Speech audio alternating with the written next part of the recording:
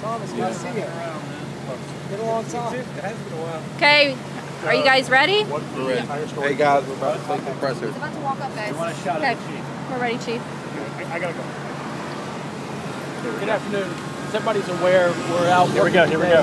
We have an abduction of a 21-month-old child. Lonzie Barton was taken at around 2:20 this morning.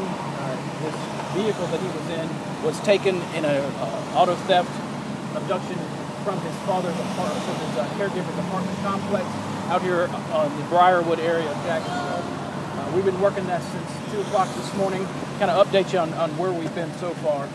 Today's been a day of methodical searches. We have gridded off the area where not only the apartment complex was, where the car was taken, but the 4 block from there where the vehicle was recovered. We have gridded that out, and we have 40 to 60 detectives working with our state FDLE partners and federal partners with the FBI, working through a methodical search of this area.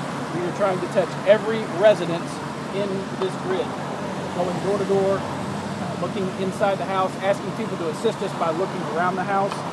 We were trying to run down the timeline of the male caregiver who had control of him. He was 32-year-old William Ebron, and he is the one who called the abduction in at 2:20 this morning. The child's mother, Alana Larimore, has also been cooperative in working with detectives today, again, to piece what happened from at 8 o'clock last night when she last saw her child with Mr. Ebron to 2:20 this morning when he called police to report the abduction. Today, again, we've used bloodhounds. Our canines, we've used state correctional bloodhounds. The air unit was up this morning. That turned out to be without a whole lot of results from that, so we kind of put that off for now. Right now, we are trying to finish the timeline while we have daylight out today. We're continuing to talk to Mr. Ebron at the police station. He's remaining cooperative with us. He is providing some information. Doesn't seem to be as easy as it should be to get that information from him. But again, this is not only methodical in the search, but methodical in the way that we're going to conduct this investigation. We will continue to do that searching until nightfall tonight. We'll have a detective presence remain at the scene overnight. We'll handle tips. So far today, we've had around 20 to 25 tips called in. Our job is to investigate every tip that comes in one way, shape, or form, and we've done so. We'll continue to do so. We've got a whole group of people who are coming home from work who maybe have been at work today and not been aware of what's going on. In this Briarwood area, around the 8,000 block of Old Kings Road, we're asking for assistance with those folks who may come home from work. And this is what we're asking in door-to-door canvas. Look around your house. Look in your shed behind your house. If you have a tarp covering something in your backyard, look under that. Look anywhere that a 21-month-old can hide. We've checked water areas. We've had the dive team come out. I mentioned this morning we checked the swimming pool of the apartment complex. We checked retention ponds and drainage ditches. We're looking anywhere that we can look to find this child. The longer this goes on that we have not been able to find this child, the worse the outcome could be. That is unfortunate. We will not stop looking until we come up with a resolution for this. I will come back as news breaks. If anything in this case breaks, I will step back out to you, give you that information. If not, I will have another news brief tomorrow morning to provide you with the overnight activity. It's imperative to this case that that young boy's picture remain in the public. He's somewhere. We want to find him.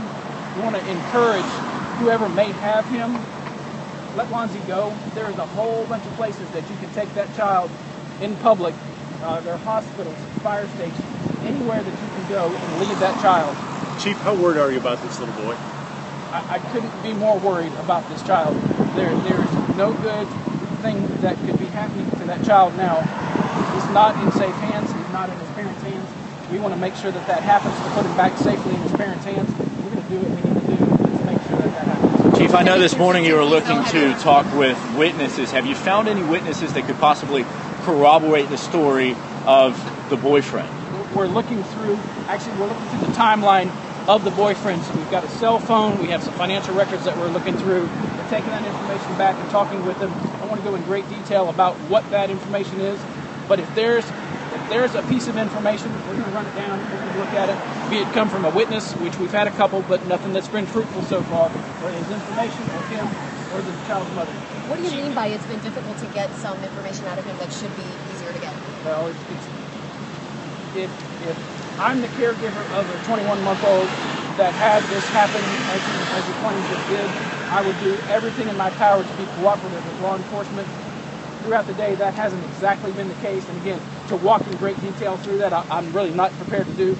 But I can say it's been a little bit like pulling teeth sometimes to get some of that information that we want. It shouldn't be that way. Are there things in his background that trouble you? While he was caring for that little boy? We're working through that. You know, that's come up. That may be a thing that we're going to deal with. In reference to him being under the controlled substances, it's something we're going to look at. There's not an avenue that I'm not prepared to look at with this case, from the mother, from the caregiver, from any avenue that I can, that's going to lead to the successful live recovery of Hans. Is we're going to do. So are there things in the caregiver's background that trouble you, Chief? Yes, there are. He's got, I won't say an extensive background, but he has had run-ins with law enforcement before. Some of those are somewhat troublesome, and that may lead him to some issues here later on. Whether it's related to this abduction or not, it's hard to say, but he's got some things he's going to answer to regardless of how this... Have you obtained a warrant to go into his apartment? Have you obtained a warrant to go into his apartment? He's actually been cooperative and given us consent to enter the apartment. So while that consent is there, we've gone into the apartment. What'd you find? Again, I'm not going to go into exact details about what it is, but we have made our way into that apartment under the consent that we have. We'll continue to stay in there. We've got some processing that we would like to do as nightfall comes. Forensic processing that makes it a little bit easier when it's dark out. So we'll continue along those routes and those roads, hoping to come up with an answer. Again, the public can help. Information we have, you mentioned information from the public. The more things we have, the more leads that we have, the better off we are. Is Lonzi's mother with police? You need to expand the grid at all? To answer your question, the boyfriend is not being charged with anything at this time. He remains in police custody at this point in time. He is still talking to us. We'll see what tonight brings. It sounds like you're still focusing on this community, even after searching all day. Have you thought about, is it broadening out or still focused right here close by? We're focused close by because that's where the car was. I mentioned this morning, there's a couple things that we have. We have an abduction. We have somebody who took that car.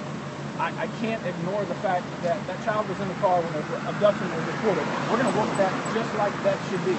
But I've also got, like I mentioned this morning, you got a mobile 21-month-old who could have walked out. Could have walked off from that car, either the dump side of the car or where the car was taken while he was left unattended in that car. There are bodies of water. There's places to hide. There's umpteen things that could have happened to him during those times. So I have to run all that down. Some of the other places that we're looking are roads that we've gone down with some of the financial information that's led us away from here. So I don't have a myopic view of what we're doing. I'm looking where I need to look. I have detectives looking where they need to look. We'll continue to do this. What have you found inside the car? Has it been helpful at all? Again, specific details about what I found and where we're going with this, I'm not ready to release at this point in time. If it's relative, I'll certainly mention it and put it out to hopes that it'll gain more information. But at this point in time, Lonzi is still missing. Lonzi needs to be found. Somebody needs to help us. Is the mother at police headquarters? The mother is at police headquarters as well. She's there voluntarily. She's cooperative as well. Is she going to be giving any kind of statement, any kind of cry to the public? I don't know. I'm not sure about that. Chief, is this still a search and recovery mission, or a search and rescue mission, or is it become a recovery mission? Well, until I have something to prove otherwise, this is a search and rescue mission for little Lonzi. And we'll continue it to be that way until we have some information that takes us down. You mentioned at noon the laundromat at the gas station that you had found out. Is that the Powers Avenue laundromat? That was the Powers Avenue laundromat. What are you looking for? Anything that could lead us to another clue towards where Lonzi is. Mom and the caregiver, are they at the police department of their own free will, or are you detaining them there? They're there at their own free will. And no, we didn't find anything. Have you talked to any of the co-workers, the hospital workers? We have, but that's not truthful either. So again, we will talk to whoever can help us, and we'll continue to do that throughout the night and into the weekend until this case is solved. Overnight, I know that you didn't go into too many details about the resources. You said they'd be responding to tips. Detectives would be working. About how many officers, detectives, employees are going to be out? Throughout the night, we're going to have a little bit scale back. They're probably between 15 and 20 throughout the night. We'll go back up towards our 50 to 60 next tomorrow. At sunup? At sunup tomorrow. Okay. Chief Tom Hackney, Director of Investigations. Thank you.